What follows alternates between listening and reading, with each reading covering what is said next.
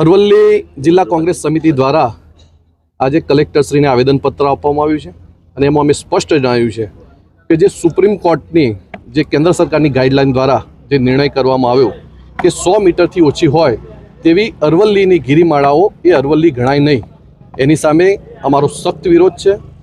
આ અરવલ્લી બચાવો અભિયાનની શરૂઆત અમે કરી ચૂક્યા છીએ। ગામે ગામ જઈ લોકોમાં પણ જાગૃતિ લાવીશું, કારણ કે અરવલ્લીની હારમાળા જો ખતમ થશે તો રણ પ્રદેશ પણ વધશે। અરવલ્લી જિલ્લાની અંદર જે શામળાજી છે એ શામળાજીનું મંદિર પણ અરવલ્લીની ગિરિકંદરાઓમાં ગણાય છે। દેવરાજ ધામ પણ ત્યાં છે। માજુમ, મેસો અને વાત્રક ડેમો એ પણ અરવલ્લીની હારમાળાઓના કારણે એ ડેમો બનેલા છે। આ જો નદીઓ જીવિત હોવાનું એકમાત્ર કારણ હોય તો અરવલ્લીની હારમાળા છે। રણ પ્રદેશ અટકાવવાની પણ વાત છે। આદિવાસી સમાજ એ પણ મોટે ભાગે આ અરવલ્લી જિલ્લાની જે અરવલ્લીની હારમાળાઓ છે ત્યાં પોતાનું પશુપાલન પણ કરે છે અને અરવલ્લી જિલ્લાની અંદર મુખ્ય વ્યવસાય ખેતી અને પશુપાલનનો હોય ત્યારે જો અરવલ્લી નહીં બચે તો ખેતી અને પશુપાલનનો વ્યવસાય પણ બંધ થશે, કારણ કે અરવલ્લીમાં કોઈ મોટો ઉદ્યોગ પણ નથી। એટલે આજે અમે સ્પષ્ટ ચેતવણી આપીએ છીએ કે અરવલ્લી બચાવ માટે અમે પ્રકૃતિ પ્રેમીઓનો પણ સંપર્ક કર્યો છે। પક્ષાપક્ષીથી દૂર રહી અને આ અરવલ્લી અભિયાન જે ચલાવ્યું છે એની અંદર અમે ખેડૂતોને પણ જોડવાના છીએ, આદિવાસી સમાજ અને બીજા બધા ઘણા બધા સમાજ, સાધુ સંતોએ પણ અમને ટેકો આપ્યો છે।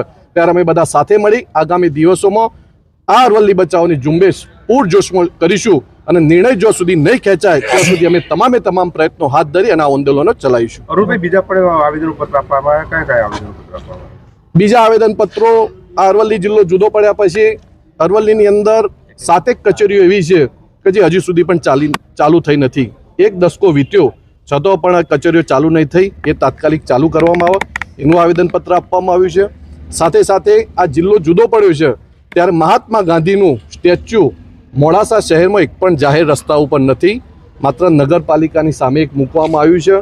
એની રીતે અમે આજે કલેક્ટરશ્રીને પણ કહ્યું છે, ચીફ ઓફિસરને પણ આવેદનપત્ર આપીને અમે જણાવ્યું છે કે ભાઈ તમે મોડાસા શહેરના, કારણ કે જિલ્લાનું મથક છે એટલે તમે મહાત્મા ગાંધીજીનું સ્ટેચ્યુ જાહેર માર્ગ ઉપર મૂકો, અથવા તમે જો અમને જગ્યા ફાળવશો તો અમે અરવલ્લી કોંગ્રેસ પરિવાર તરફથી પણ અમારા સ્ટેચ્યુ ત્યાં મૂકીશું, એનું પણ અમે આવેદનપત્ર આપ્યું છે।